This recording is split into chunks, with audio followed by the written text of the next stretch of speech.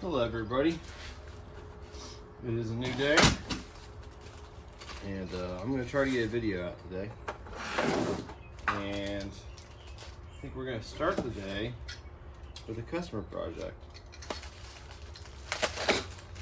I wanted to get started on this earlier today, but I didn't, so here we are. Today's job, aside from the other stuff I want to do, is replacing the ignition coil on a Honda 4-wheeler. I had done some diagnosis on this previously and determined it was an ignition coil that was going bad. It's a fuel injected bike, so the diagnosis was a little trickier than it usually is on a carbureted bike, but I'd seen this before with on regular like CDI ignition, where you have like a strong spark when it starts running and then it like slowly goes bad over time. And I was having the same failure on this one, so I'm pretty confident it's a bad ignition coil. There's an intermittent coil failure is what's happening here, and that's what we're fixing today. I usually prefer to do these types of projects up at the garage where all my tools are, but currently my little workhorse, the 250, which is way over yonder if you can see it. I don't know if you can or not, but it has a flat tire right now, or a pop tube, and I don't really feel like messing with it at the moment, so I'm just gonna do this like I used to, just work on it down here. But look at the ignition coil. I think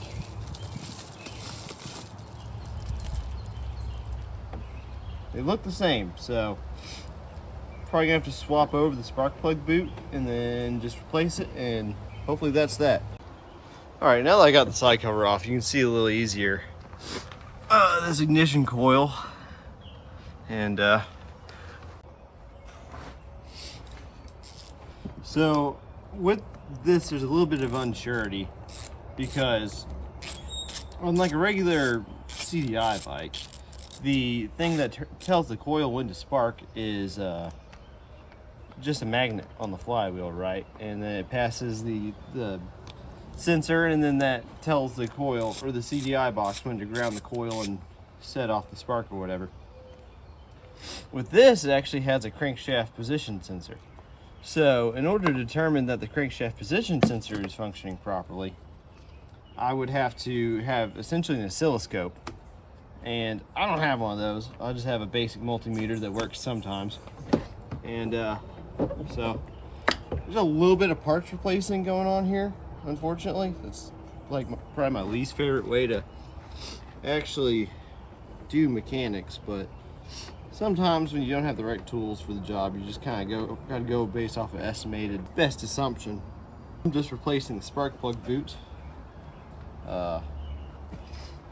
See, these just thread off. They actually have a little spike that threads into the copper plug wire.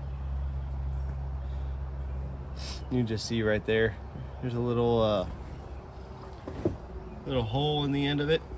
And then I can't see it, so you probably won't be able to see it, but there's a little spike on the end of that spark plug boot that the boot just threads into, and that's how it passes 10,000 volts or whatever straight to your spark plug. And reassembly process is the same. Just twist it on there until it don't no mo, and you can't pull it off. You gotta be careful with these two, because they'll kind of strip, if you will, after a while. And then you have no spark plug boot. I also have a new spark plug for it, but that's on top of the hill, and I have lost my 13/16 deep well, and I need to buy a new one. So I'm gonna wait till I get to the top of the hill to actually like bother with replacing the spark plug, because it has a new spark plug in it, but it's not an NGK. I'm gonna bring you, set you aside here, and we will see if it runs. All right. Let's just see.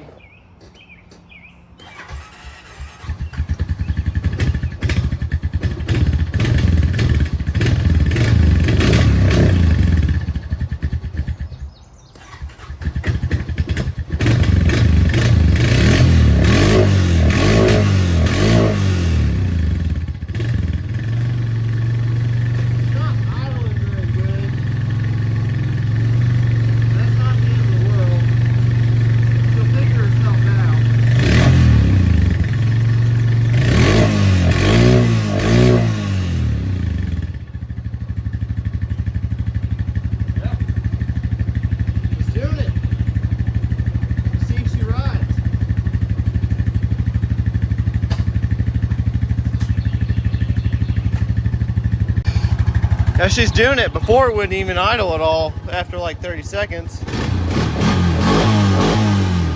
So I'm pretty happy with that. Glad when diagnosis actually does what it's supposed to.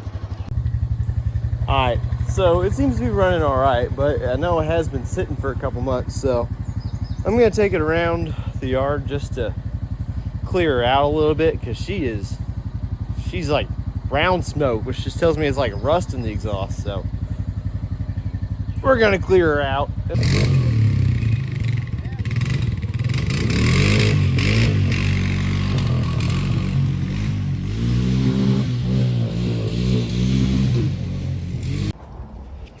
Well, that was going really well until it wasn't.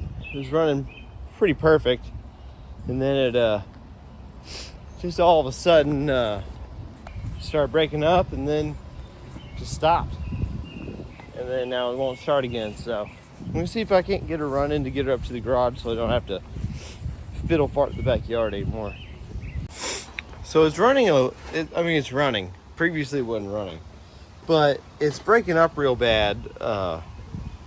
Just like driving around regularly. So I don't really know if it's fuel or ignition related. I'm gonna go ahead and replace that spark plug just because I have it. And then I'm gonna see about pulling the fuel injector and see if I can tell if it's nasty.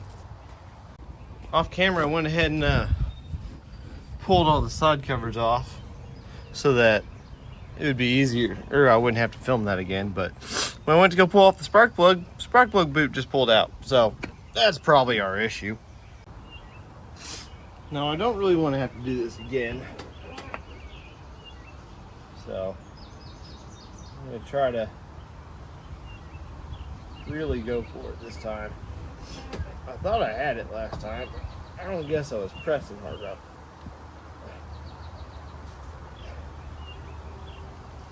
Don't really cooperate that much.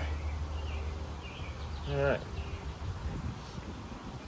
Well, I'm here. I might as well replace the spark plug too, because I got all the side covers off. Now, I choose to run NGKs in just about everything. And there's not a really big brand loyalty reason for that. I've just found really consistent quality from NGK. And that's not to say there aren't, other okay spark plugs. I'm sure to a certain degree a spark plug's a spark plug, but a lot of times it's an annoying enough task just to replace it in the first place that I don't want to do it a second time. So might as well put something in that I know is going to last me for a lot of times the lifetime of the vehicle, with the exception of like an actual car. Usually something else goes catastrophically wrong prior to the spark plug failing. Which is interesting, I say that, this is hot as shit, so give me a second, I'm going to get something to hold it with. Now this would fire perfectly fine, but if you look at that, that was a brand new spark plug as of a couple weeks ago, last time I worked on this. So looks like it may be burning some coolant as well. Hard to say. When I put the freshy plug in there, then we'll see what happens. Oh. I'm glad that I found that issue with the plug wire though, because I was not really looking forward to doing more diag on this.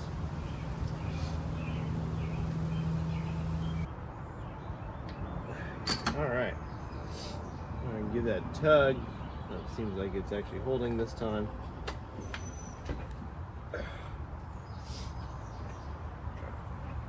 Throw that on proper. And we'll see if she runs. Alright, I'm going to take you with me for a little ride here. She shifts kind of rough, to be honest with you. But it's running pretty good aside from the occasional hiccup here and there. I think throwing some seafoam in it would do a lot of good. Oh, come on, baby. Yeah. Like right as you crack the throttle, she's got a little bit of a hiccup, but that's not a huge deal. Real snappy throttle though, which I don't really like that much.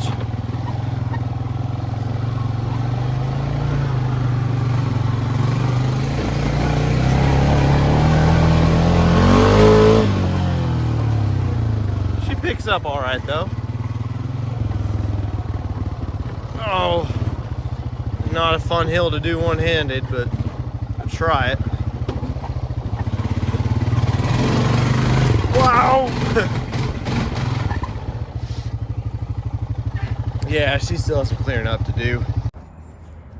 I'm gonna be truthful with you. I'm not really entirely sure where this video is at the moment. The state of the four-wheeler is that it runs, but it's breaking up like intermittently, kind of badly. And my inclination is that it's bad gas, because it has been sitting for quite a while and the gas smells pretty not great in it. So probably need to find a way to drain that out and then put some fresh stuff in it. And then if that don't work, I'll probably need to see about sourcing the injector, because it feels fuel related, to be honest with you. So I'm going to finish out this section by putting the plastics back on. Oh no, he took a tumble. Finishing this section of where the hell this video is by just putting the plastics back on, because I talked to the customer and pretty sure it's just the gas is old and it needs to be run out of it. It'll clear up. It runs fine, and even really only breaks up sometimes, like it's a fuel issue. So yeah, that'll be that. And I just dropped that bolt into the abyss. Nice. I guess in an effort to continue the theme of today's video, I gotta fix this pipe. Right, it cracked off right at the beginning of the expansion chamber, and so it needs to be cleaned and welded up. Pretty clean break. Looks like it's pretty much just a vibration failure, but I'm going to see what I can do as far as welding it up goes, but I'm not really too sure I'm going to be able to do much of anything.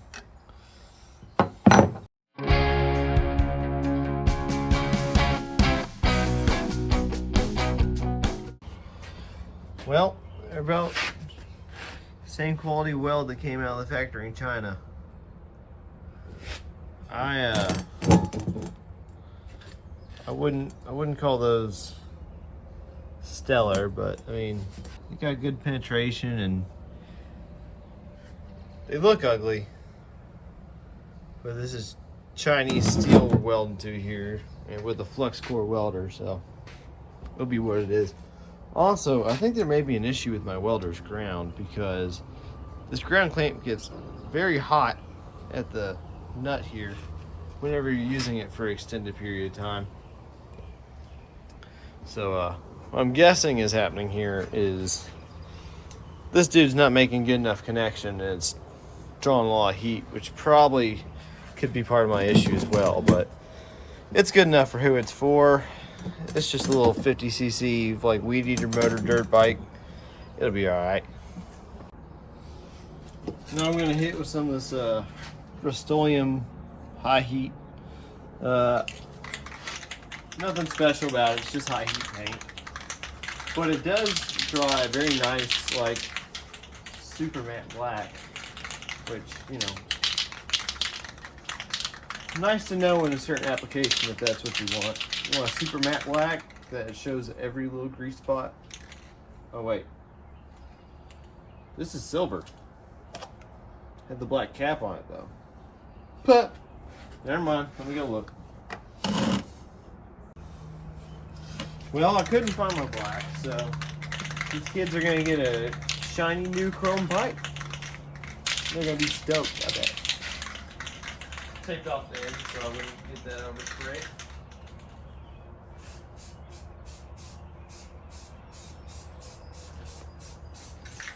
I think I gotta bring this up to the tree. I don't want to get overspray all over everything. Haha, hope they don't mind a chrome pipe. Yep, that's something, I guess. It's not beautiful, but you know, you do what you can. I took off the nut from my ground cable, and no wonder that son of a bitch gets hot. Ain't been doing nothing but arcing for who knows how long, so I'm gonna clean that up and then put it back together, and hopefully it fixed it.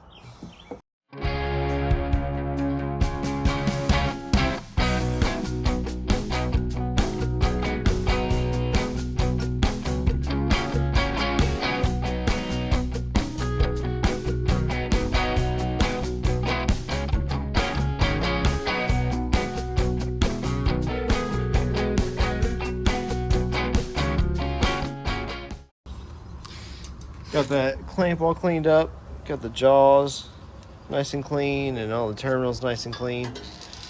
Let's go check on the pipe now.